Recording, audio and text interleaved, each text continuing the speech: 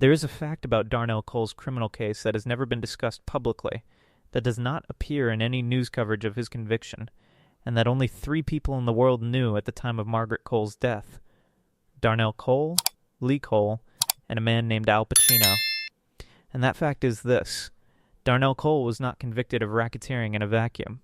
He was convicted because he was, for the better part of a decade before his arrest, the cartel's primary firearms supplier on the eastern seaboard.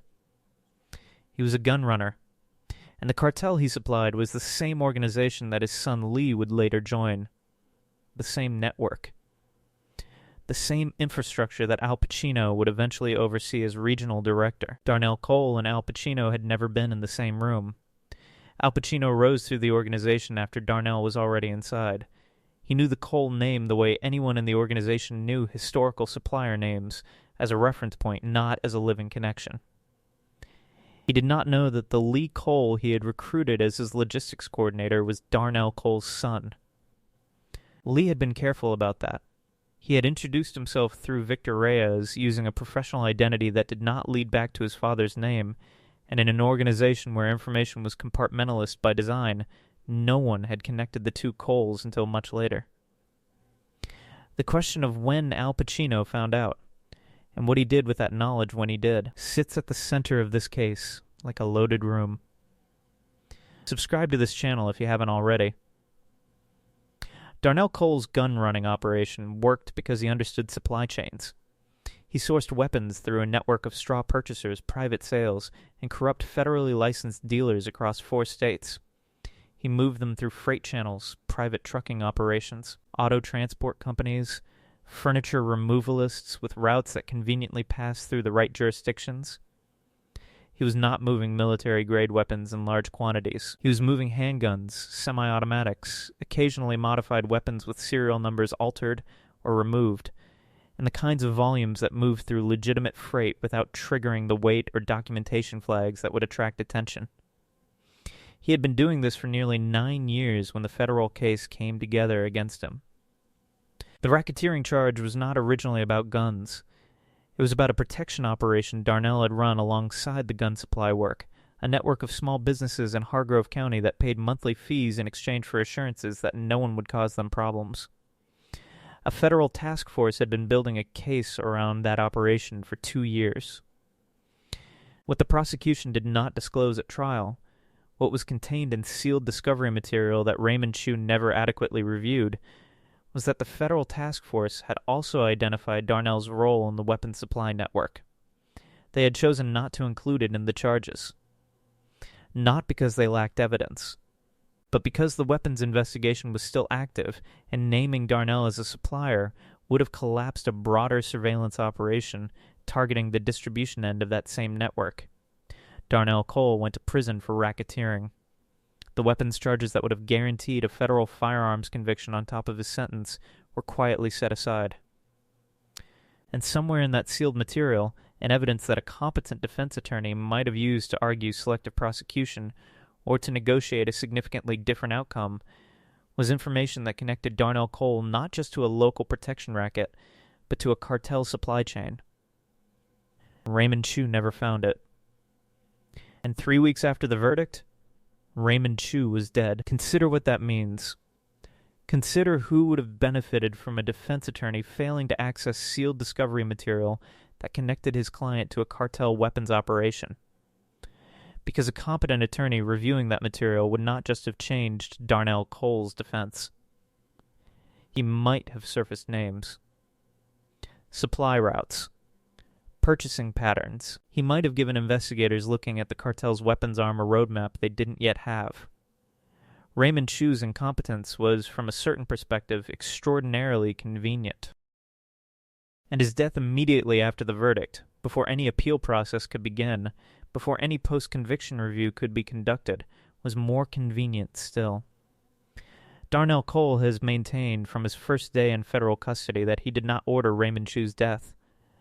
He has been consistent on this point in a way that investigators who have interviewed him over the years have found either persuasive or sophisticated, depending on their disposition.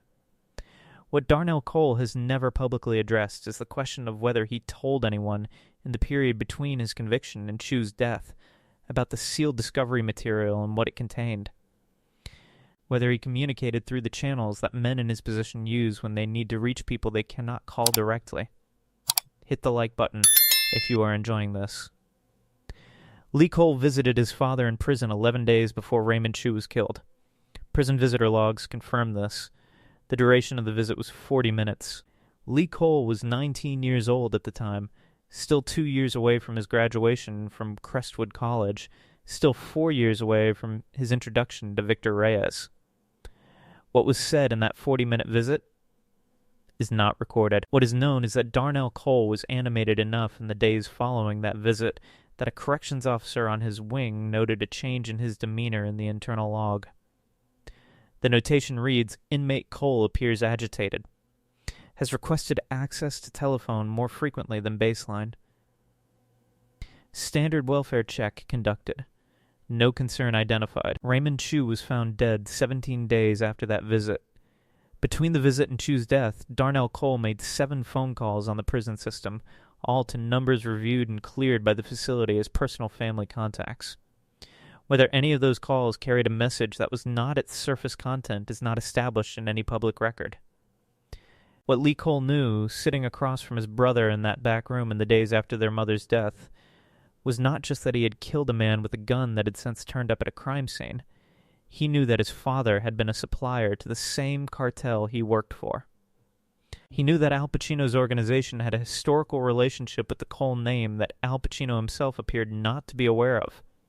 He knew that the weapons his father had moved through freight channels were the spiritual antecedent of the narcotics he himself moved through almost identical channels. Same routes, same documentation strategies, same logic, different product. And he knew that somewhere in the architecture of this case, the two Cole generations were connected in ways that could, if pulled at from the right angle, explain not just his mother's death, but the entire trajectory of a family that had been inside the cartel's orbit for longer than any of them had admitted. Chris Cole knew none of this. He had grown up in the same house, with the same absent father, and he had understood his father as a local operator, a protection racketeer, a man of the neighborhood, dangerous but contained. He did not know his father had moved weapons. He did not know the cartel connection. He did not know that his brother had joined the same organization through a different door. When Lee finally began to speak, in that back room about who Darnell Cole had actually been, Chris Cole sat with the stillness of a man who was recalibrating every memory of his childhood against a frame he had never been given. And then he asked the question that Lee had been dreading. He asked, "Does the cartel know who our father was?" And Lee, who knew the answer was almost certainly yes by now, said, "I think they always knew. I think the question is what they did with it." What investigators would find next in the sealed records from Darnell Cole's original trial, records that a civil attorney working on behalf of Margaret Cole's estate had quietly petitioned to have reviewed, would suggest that what the cartel did with that knowledge was far more deliberate and far longer in the planning than anyone in the Cole family had yet begun to imagine. Trust the logic. Check every detail. And never forget that in a case built on secrets, the most dangerous information is not what people said.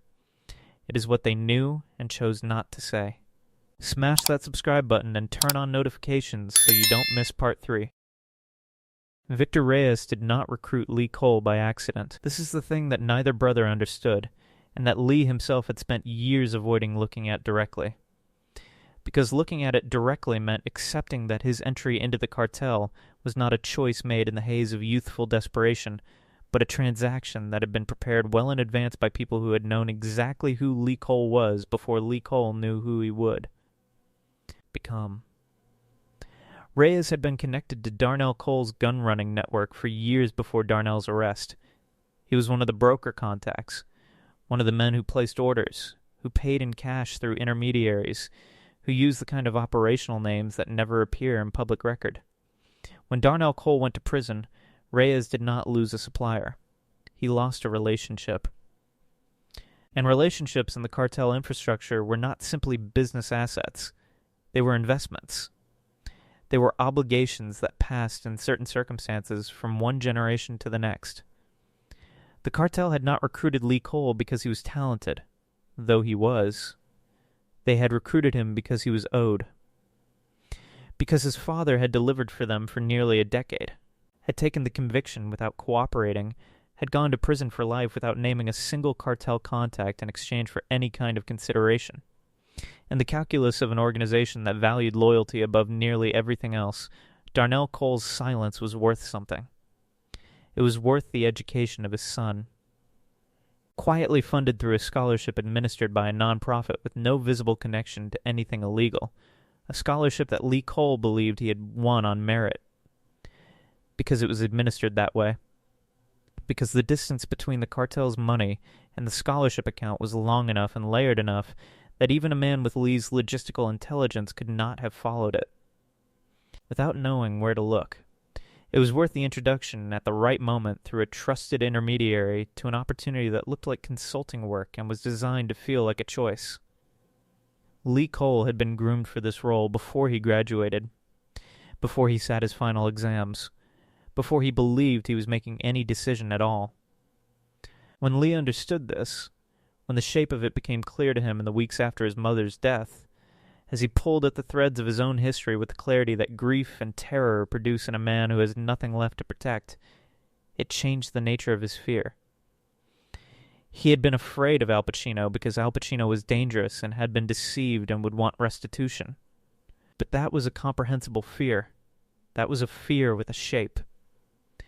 What replaced it was something more disorienting, the understanding that he had never been an employee making decisions. He had been an asset being managed. And assets, when they became liabilities, were not negotiated with. They were resolved. The scholarship connection was not something Lee had found on his own. It emerged from the civil review of sealed discovery material from Darnell Cole's trial, a review that the attorney working on Margaret Cole's estate had initiated without fully understanding where it would lead. The sealed discovery contained, among other things, financial analysis prepared by federal investigators that traced several cash flows through the nonprofit sector. One of those flows, 3 degrees removed from its origin, had funded an educational endowment. The endowment had issued grants. One grant, in the academic year corresponding to Lee Cole's first year at Crestwood College, had covered tuition, housing, and incidental expenses for a student matching Lee Cole's profile. The federal investigators had noted it as a point of interest, but had not pursued it. It was peripheral to the racketeering case. But in the context of a family trying to understand why their mother was dead, it was not peripheral at all. It was the clearest possible evidence that the cartel had considered Lee Cole an investment long before he considered himself their employee. Chris Cole, hearing this, said nothing for a long time. Then he asked a question that reframed everything that had been said in that room. He asked, if they invested in Lee, what did they invest in me? And the answer that required looking at Chris Cole's life not as a series of failures and impulses, but as a managed outcome, was one that Lee could not immediately provide. But consider it. Consider what Chris Cole's life had produced, from the cartel's perspective. Chris had cycled through the legal system. He had documented associations with street-level operators in Hargrove County who were, in some cases, at the distribution end of the same supply chain that Lee managed from the logistics end. He had never been charged with anything serious enough to implicate the network. He had been, consistently, a man whose chaos drew attention to himself and away from anyone around him. Was that accidental? Was it possible that Chris Cole's volatility, his fights, his expulsions, his arrests, his visible thuggishness, had functioned, whether he knew it or not, as a kind of cover? A loud, visible, low-level disturbance that gave local law enforcement something to watch while the real operation moved quietly through freight documentation and shell companies? Neither brother could answer that with certainty. But the question, once raised, did not go away. Meanwhile, Al Pacino had not left the country. Investigators tracking the cartel's operational footprint in the region had noted his continued presence through cell tower data and through the movement of known associates. He had been at 412 Delwood Avenue the night Margaret Cole died. He had found her dead. And instead of retreating, instead of putting distance between himself and a murder scene, he had stayed. That was not the behavior of a man who was surprised by what he found, or it was the behavior of a man whose response to surprise was not flight, but recalibration. Al Pacino staying in the country after finding Margaret Cole dead meant one of two things. Either he wanted to find Lee Cole badly enough to accept the risk, or he already knew where Lee Cole was and was waiting for something else, some confirmation, some piece of information that had not yet arrived. The gun remained the pivot point. The gun that killed Margaret Cole was the gun Lee had used to kill Gerald Fosse. It had been in cartel possession since Lee returned it. The cartel had retained it as leverage, and someone, on the night of March 14th, had used it at the Cole family home. The number of people who knew that weapon existed, who knew where it was stored, who knew what it would mean to Lee Cole when the ballistics report came back, was not large. It was a small circle, and every person in that circle was either inside the cartel's infrastructure or had once been. The question of whether the gun had been used by Al Pacino's order or used against his interests by someone within the organization who wanted to create exactly this chaos, a dead woman, a panicked Lee, an enraged Chris, and Al Pacino implicated by his presence on the same night, was the question that no one outside that circle could yet answer. What the brothers could do, and what they began to plan in that back room, was map the circle, name everyone in it, and identify who among those names had something to gain from Margaret Cole's death that was not just about Lee's debt or Devin Price's grievance, but about something larger. Something that had been building since before either of them was old enough to understand the family they had been born into. Trust the logic. Check every detail. And ask yourself this: when everything in a family's history turns out to be connected, is that coincidence? Or is it architecture? Subscribe for part 3.